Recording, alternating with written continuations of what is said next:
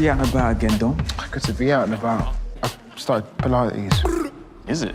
Where did the idea for Rye Lane come from? Well, I was sent the script and I read it on the train, and to be honest, it was a weird one because I kind of went into it going, I definitely want to write my first film. Like, I write as well, and it was, you know, I was sort of like, oh, I'll read it, but, you know, probably not.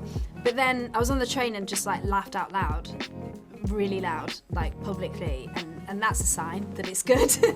And but also, you know, it was a really simple script about two people walking around and having a nice day, and that was appealing to me because it was like, okay, this is a great canvas for a director to really bring something to life. And it was originally set in Camden as well, and I was kind of like, oh, maybe I'll like pitch, you know, South London, Peckham and Brixton, and yeah, everyone was on board, and everyone was on board to kind of develop the script more with me. But yeah, the thing that I really liked about it was the fact that it was really a really simple, quite singular story. I mean, the thing that stood out to me was so many of the scenes where the characters are walking, there's always something going on in the background, those little kind of vignettes.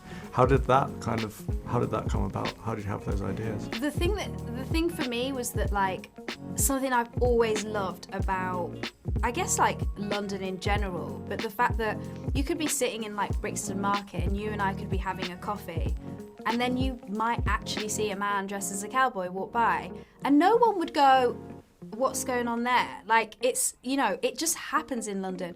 You see a kid screaming on a micro scooter, like you see a man nosying looking out of the window with no top on having a cigarette. Like, those things do happen in London, and I think they're amazing, and I really wanted to shine a light on those moments, those little micro silly moments where there's a woman pushing a pram with like Heinz tinned beans like full to the brim, like using it as a trolley, like, you know, all those like strange little things that are so wonderful. I felt like I'd never really seen those moments before, and felt like it was a really good opportunity to yeah, put them on a plinth. Were there any kind of films that influenced you or kind of were referenced in this film? I have a TV show, Peep Show was a massive influence kind of stylistically. I mean, I love it. I love Peep Show so much, but I always loved the close-up shots, you know, where the eye, you know, they don't break the fourth wall, they're just like slightly above the lens. I really love that because you really get into the character's head, but you're not breaking the fourth wall. You're kind of still in the scene. So that was definitely a massive inspiration. I mean, I'm definitely inspired by certain filmmakers. You know, Martin Scorsese's New York is Martin Scorsese's New York. Spike Lee's New York is Spike Lee's New York.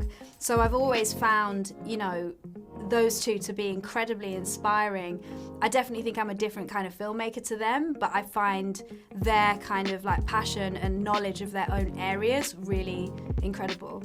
What was the kind of casting process like in terms of getting, you know, these two guys? Oh, it was amazing. I worked with my casting director, Carmel Cochran, who is a good friend and someone I've worked with a lot. We have similar taste.